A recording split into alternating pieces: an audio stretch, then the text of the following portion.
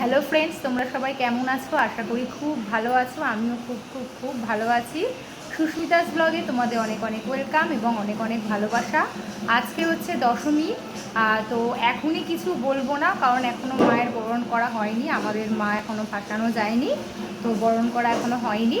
তো এখন সকাল বাজে, মানে সকাল না, দুপুর আড়াইটে মতো বাজে। তো দুপুর আড়াইটে নাগাদ আমি আর মা যাচ্ছি আমাদের যে পুজো সামনের প্যান্ডেলে, সামনে মাঠেই হয়, ওই মাঠে বরণ করতে মাকে। তো সকালবেলা বৃষ্টি পড়ছে, বৃষ্টির ওয়েদার তোমরা সবাই জানো।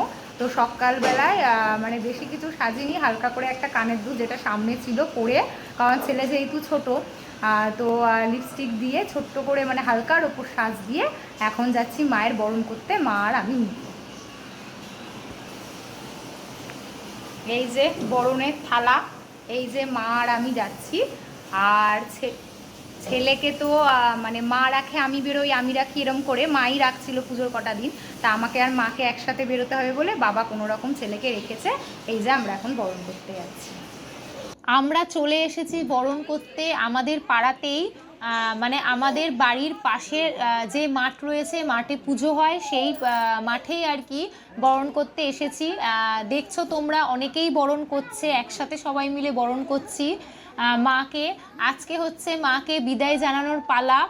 দেখতে দেখতে দশমীর দিনটা খুবই মন খারাপ করে, 4টে দিন পর মা বিদায় নেয়। যেহেতু আজকে দশমী, মনটা খুবই খারাপ যে মারা চলে যাওয়ার পালা।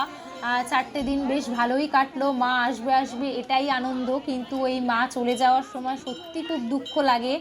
কিন্তু কিছু করার নেই, এরকমই হয় প্রতি বছর। আবার একটা বছর অপেক্ষা করব মা আসার অপেক্ষায়। তো বরণ করতে এসেছি, সবাই বরণ করছে, পাড়ার বৌদি কাকিমা সবাই বরণ করছে। আমরাও মানে লাইনে ছিলাম আর কি, ওরা বরণ করা হলে আমরা করব বরণ। ভীষণই মন খারাপ লাগছে এই দিনটা, যে আর কিছুক্ষণ পরেই মা চলে যাবেন আমাদের ছেড়ে।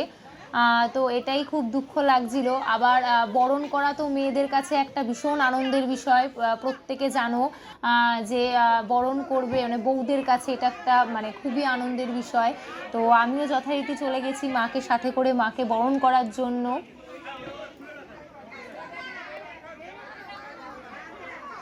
ছোট ছোট বাচ্চারাও কি সুন্দর মাকে প্রণাম করছে, আমরাও বরণ করে মাকে প্রণামটা সেরে নিলাম। আমাদের বরণ করাও হয়ে গেছে। তখনও সিঁদুর সেরকমভাবে খেলিনি, ওই একটু একটু খেলেছি।